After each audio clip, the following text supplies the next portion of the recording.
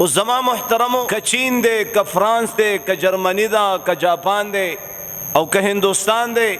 څومره ملکونه دي او څومره مذاهب دي په هغې کې به د زنانو حقوق پامال کېدل چا به زنانو ته نیم انسان ویلی او نیم زناور داسې مذهبونه او داسې خلق هم تیر شوي چین خلکو به ویل چې دې زنانه کې شیطانی روح وي چې د دې د لاسه اکثریت معاشره خرابۍ طرف ته ځي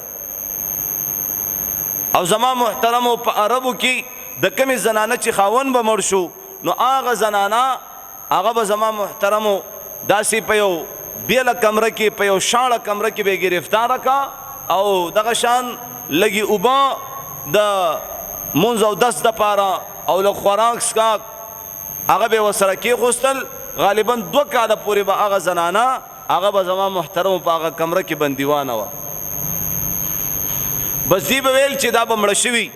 خو چې کومه زنانه به مړه شوه خو خبره به ختمه شوه خو چې کومه زنانه به ژوندۍ پاتې شوه هغې له به مخ تور کو په کوڅو کې به ګرځول وایي د دې ظالمې خاوند مړ دی او دا لا ژوندۍ ګرځي دومره جاهلیت دومره درندګي د کمې ښځې خاوند به مړ شو نو هغه ښځې به خودکشي کوله ځان به وجلو ځان به سوځولو د هغه خاوند د لاس سره به د خپل ځان هم ختمولو او که چېرته به داسې ونه که نو معاشره کې به ورته ډېر سپک کته دا واوره دا نن ښځې وایي که نه چې دا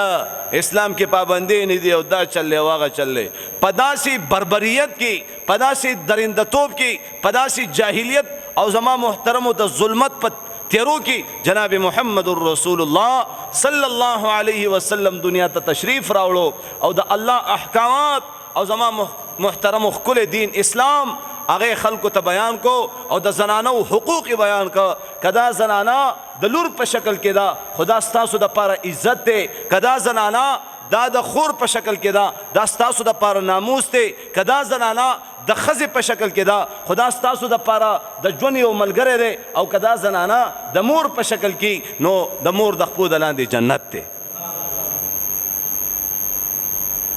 دا مقام دا جناب محمد رسول الله دنیا ته بیان د خدای په ذات مې د قسمی یهود او کافر خپل زنانه د ټوشو پیپر وانته کې استعمالي او غرضی او پریدي